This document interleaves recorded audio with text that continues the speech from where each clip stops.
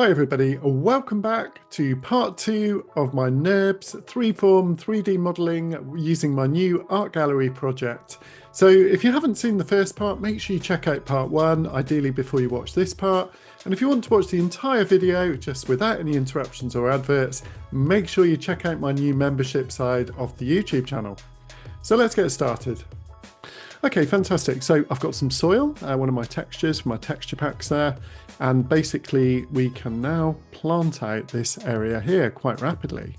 So in order to do this, I'm just going to kind of like go and extract a surface, or if you like, a curve rather.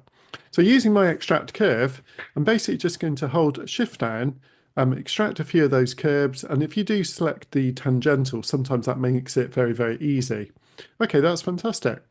Okay, great. So what we'll do now is we'll basically select our shape and we'll just do a couple of copies there manually. And now what we'll do is we'll do the duplicate along a path command so that we can basically, create our duplicates all along that path. Let's do maybe a fixed distance. Let's try 3 meters or 2 meters. I really like this tool because you can just change your mind as you're doing it. And you can see that was really, really quick to create that nice sort of duplicate along that sweeping path there. Okay, fantastic. So next up, I want to bring the image to life in terms of sort of people. So if you've ever tried to add people in Vectorworks, in the old days, there was a person tool that you could try to use. But do check out my wonderful low poly 3D libraries, of course, for this exercise. Now you'll see the big benefit here in that these are really nicely processed 2D stroke 3D symbols, really kind of low polygon, and there's also a really massive layer of untextured ones if you prefer those as well. There's also some groups if you prefer not to use the symbols. Okay, so pretty much I'm just going to copy all of those people, and when I paste them in, that will be enough to bring them through. I quite like to put these sort of things on different layers, just so I can kind of manage the visibilities and so on as well. So that's cool. I've swapped out the paving texture for that slightly nicer one there as well. And, now it really is just a case of bringing our people into the model, kind of rotating them around. Command L is a great shortcut if you don't know that one, just to rotate left a couple of times. So we're going to prop this out, have a few people outside, a couple of people inside the building. And you can see that some of them are going to be sitting. So there's a few sort of not quite so good ones. Those people, they have a bit of a kind of mesh on them. So I'll get rid of those as well. Okay, great. So we'll do the same here. Let's just sort of move these people, kind of, start to bring the image to life a little bit more. I think it really, really helps. And you can see they work very well on 2D plan. At the moment, I've got a bit of drop shadow on them. You can always turn that off if you don't want it. But, just in terms of speed, in terms of bringing your project to life without loading it up with hundreds or thousands of polygons, which mean your computer is too slow. So that's why the low polygon people pack is such a winner. Okay, fantastic. So I'm just deleting a few excess people that I don't feel I need. And let's have a look, see if there's just a few more here. I think what we'll do is we'll just kind of preview them in 3D. We'll kind of like click on a few of these particular people that I want to copy in. And you can see there's a really nice little selection. They're all kind of doing various things as well. They're not kind of twin motion or Enscape quality. But to be honest, in Vectorworks, these are pretty good for the quality and the memory size that they take up. So I think you'll agree, in no time at all, I've managed to kind of bring my project to life. If you do want to rotate them, by the way, do make sure that you just kind of put them into plan view to click. And that's because, of course, they're hybrid symbols. You could always delete the 2D side if you needed to. Okay, great. So I've got my people, I've got my little borders here. Going to add a nice little kind of path there and just sort of let that kind of be added in. So let's sort of add surface that into the other shape there. Or in fact, if I don't need to add surface necessarily, I can just kind of leave it as a separate shape if I prefer to. So this time I'll do a bit of a kind of wiggly, curvy line. And a really nice little trick here, when you offset, you can close the open curves. So, with a couple of snips of my clip tool, you can see how I've been able to kind of make that lovely kind of curvaceous end there. Okay, so I'm pretty happy with my project so far. I'm certainly enjoying the kind of fluidity of freeform modelling. It's quite a different process to the BIM modelling I do when I'm doing my proper architectural projects and I've got a lot more time. Freeform modelling is something I find extremely creative. And if you don't have, days and days of time, this is the one that is really good to explore those initial ideas. BIM modeling is definitely something that gives you much more coordinated drawings, but it's a bit of an art form, and this is probably where my 3D and BIM training really will help you transition into the BIM workflow. The freeform modeling, I think, is equivalent of sort of like SketchUp style modeling. And to be honest, I never use SketchUp. I always say to people, if you do know SketchUp, then learning Vectorworks will be unbelievable for you, because the modeling is just so much better in so many ways, in my personal view. Great. Okay, we've also got the ability to put things like heliodons in. So what's nice about the heliodon, it's physically accurate. You can see that now I've got those shadows coming into the project. It looks really, really good straight away. So I can basically kind of like look at that in plan view. And if this was physically accurate, I could actually, change the time of the date and look at those shadows in real time as well. So I'm just kind of like searching for my water texture. I feel like I just need a slightly different texture here. Let's see if we can kind of find one. I think maybe I'm looking in the wrong place. So do remember, sometimes you just got to search everywhere, not just the file you're in, which I was, of course. Now, we all make mistakes, but this is the best way to learn sometimes. So let's drag on that other water texture there. And now what I can do is basically right click and actually edit the shader. So I just want to make it far less sort of a kind of translucent, if you like. So it looks a bit more kind of watery. Fantastic. So look, all of the textures that you bring in Vectorworks can easily be edited directly using the Renderworks texturing editing kind of module, if you like. Okay, so what do you think, everybody? I'm very happy with my design so far. I think we're going to move on to the next stage. So we're going to create some viewports, and I'm basically creating a sheet called presentation. Now, of course, we always want to crank up the DPI of our sheet to at least 300 for this kind of thing. Let's change the scale. So I think 1 to 200 is quite a nice little scale. And I'm also going to give myself some more paper. So I like to do individual sheets for real projects. When I'm just demoing and training, sometimes doing it all on one big short, big pasteboard like this is a great way to go. Now you can see how rapidly I'm able to pull off a view and use my numerical keypad, actually, if you have one. I've got a wonderful keyboard, the MX keys for Mac. I can't recommend it enough. Goes very nicely with my Logitech MX Master mouse.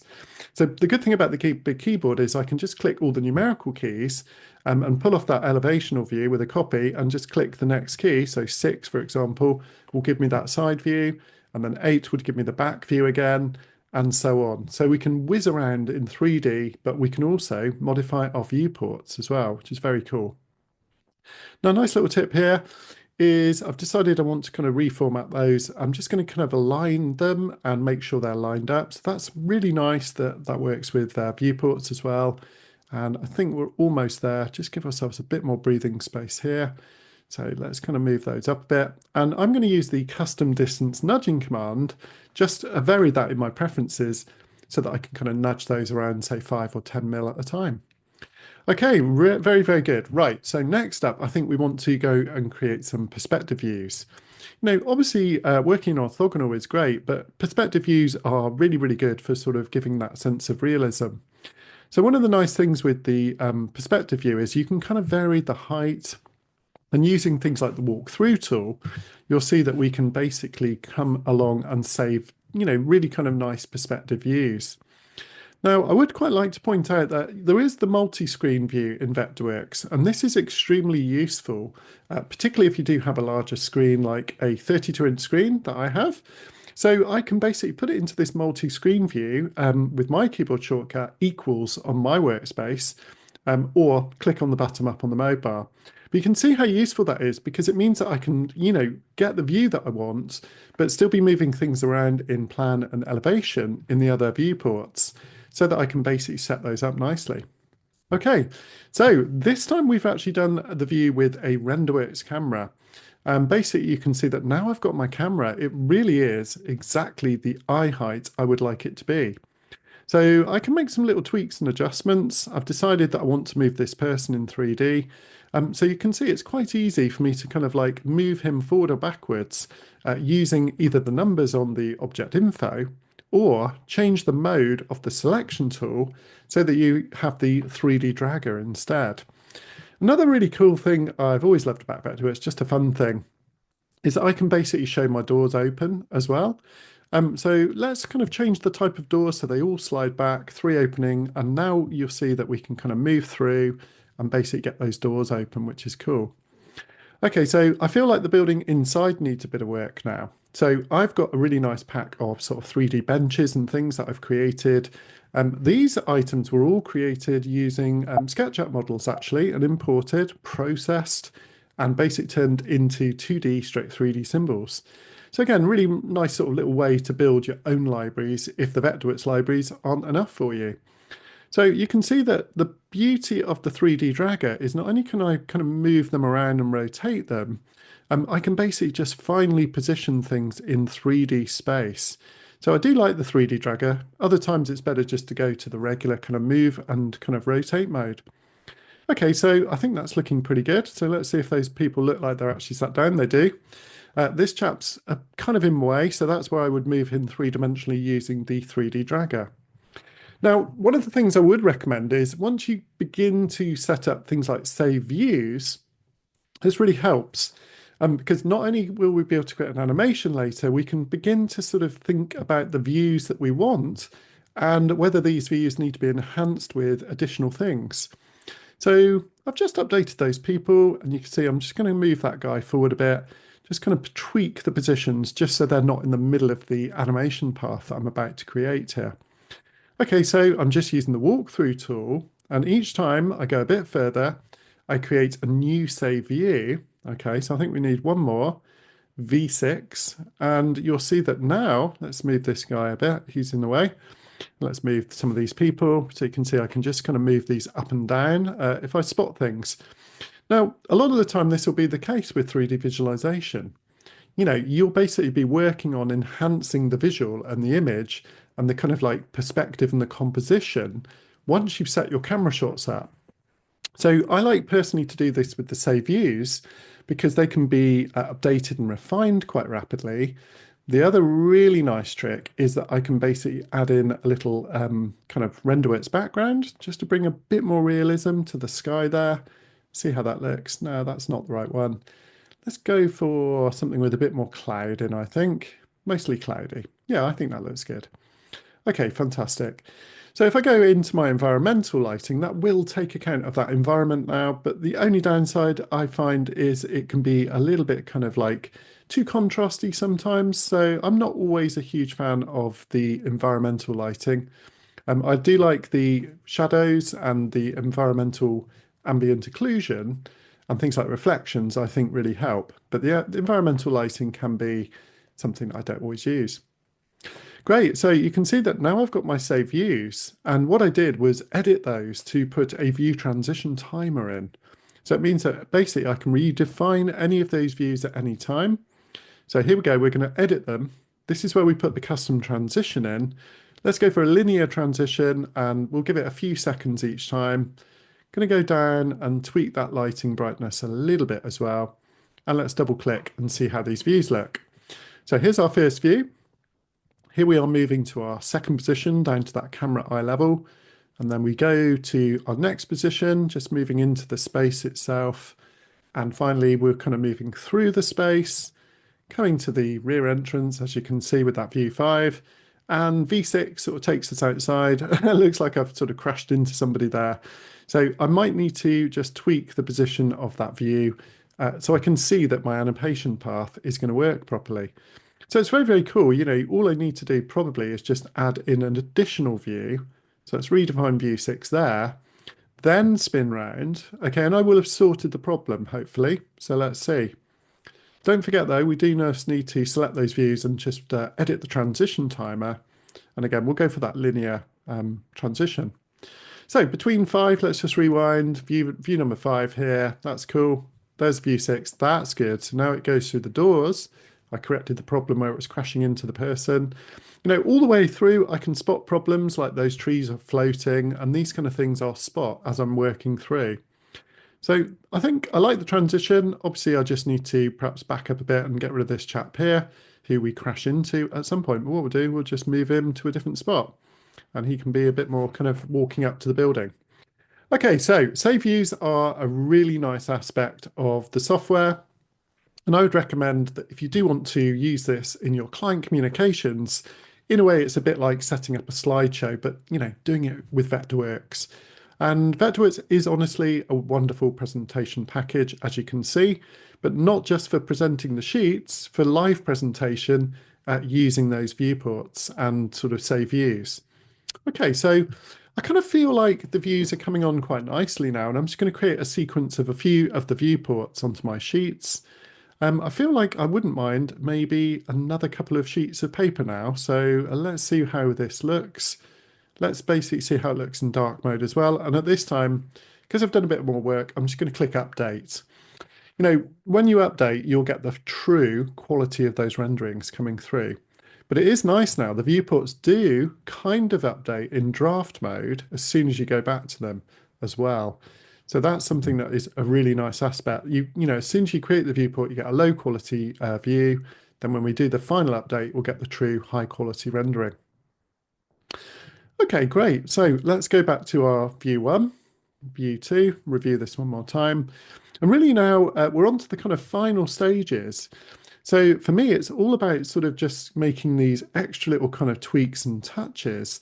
Basically, I'm going to create an animation using the save views from these camera views. So you can see that I was able to select all those views and basically just animate between them. So this is a little bit different from the save views in that this is one animation path. So it's a very nice smooth animation path that I can kind of use those save views to create. And basically I can move through the building very, very nicely. So now that I've done that animation path, I do feel like I need a bit more inside the building. So we'll be working on that in a second. And, I can also kind of like spot other things that I just fancy adding in as we go through. So I think let's add some artwork and some sculpture to the inside of our kind of like conceptual gallery here as well. So if we do go to search for the word sculpture or art, you will find that Vectorworks actually does ship with a huge range of these. But one thing about Vectorworks you must remember is it's got such a wide range of import and export functionality that if you can find this in pretty much any other file format, there'll be a way to get it into Vectorworks. I've always loved that about Vectorworks personally. I've always been able to bring things in or take things out of Vectorworks to any other software.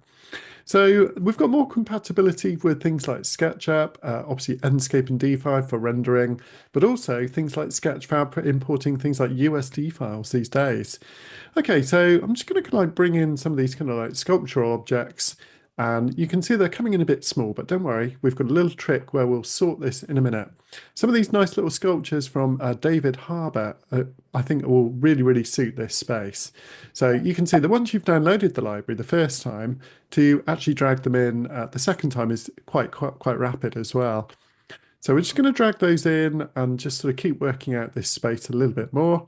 I think we'll keep going until we've got enough going on in the space. And then what we'll do, of course, is review this using our save views just to make sure this is looking how we want it to. Now, of course, this is just a fictional project, so I'm working, incredibly quickly just to really show you how amazing Vectorworks is. But, when you're working on your real projects, these kind of things, adding props, people, trees, bringing it to life with a bit of lighting and things like this really make a difference. So one thing I do really like about Vectorworks with symbols is you can just scale them either asymmetrically or symmetrically. I do need to move that out of my animation path just so I can kind of make sure I don't crash into it as I'm animating through. But you can see it's very, very easy for me to kind of like scale these things and just kind of like then move them around accurately in plan, which is excellent, and then look at them a bit more in 3D. Now, do remember that if you've added new things, it may be that you just need to go to your classes and right-click to update them to actually see them coming into the model. So here's a good example where I've scaled it a bit too much. So I'm going to bring it down again. But now I've done that, I can basically just move that to a new position and copy it around a couple of times. And, you'll see that once I go back into my save views and turn those new classes on, there's one little trick that we do need to do. we need to click edit and redefine them so that all those new classes of things like the sculptures are of course visible in them. So that was easy to do. I could do all of them at the same time. So now we can move through our animation path just to check and see if we're going to crash into anything. Of course we are. So let's back up a tiny bit. Basically, let's just use my walkthrough tool. We'll back up a bit. And once again, I'll use that lovely kind of 3D widget, if you like, just to move through. So now I'll probably just need to scale that down a little bit less as well. Now we'll do the same with this nice sculpture here. Just kind of move it and slide it along the x-axis. This is the great thing with the 3D dragger. It means that you're not snapping three-dimensionally up or down. You can just move things in the axis that you want to, and very, very easy and welcome it is too. So I think we'll scale up this sort of obelisk sculpture here. Maybe go a bit more than that. And that looks really, really cool. We'll put that in the space as well. Okay, fantastic. So we've definitely bringing the space to life quite rapidly. I think this sculpture, I've got a better place for it. Let's move it over to our pond and let's just kind of snap it into the center there. And of course, let's scale it up. So I think this will look really, really cool as a sort of sculpture feature within my kind of watery pond area there. So always keep saving the project as you go. You know, it's nothing worse than crashing and losing data. Of course, Vectorworks can set up a backup folder if you want to as well. Okay, so I always like to put my cameras in a class so that I can use my visibility tool or just turn them off in the classes so that I don't need to see that distraction of the camera too. Okay, so once again, I'm just going to kind of like keep working on the project a little bit more and go back to my presentation sheet. Let's select all the viewports and of course click to classes just to make sure those new classes are now in the project. So once I update, you can see that Vectorworks shaded rendering is super quick, you know, not quite real time, but pretty much instantaneous really. I'm using my new M4 Max, by the way, which is just a gorgeous computer. Personally, I feel that my new M4 has probably speeded up my workflow by 1 or 2 times. And it's a really good investment in terms of my personal productivity, I feel. I do mean to try and get around to doing some benchmarking tests sometime, so check out the channel and make sure you subscribe ready for those. Okay, so we've got a really nice little kind of set of images here. We could do a bit more tweaking on the coloration, the lighting and that kind of thing. But overall, you know, I'm fairly happy with what I've produced in the time available. So I hope that you've enjoyed this tutorial. You know, it's been really good fun to make. And basically, it's something that I believe is quite a good way for you to perfect your skills.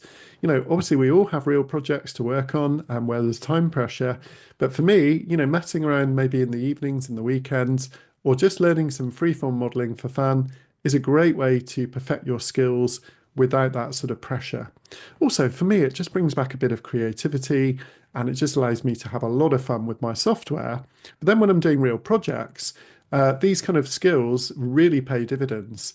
So, you know, it's just food for thought. You don't always have to practice on real projects where the pressure's on.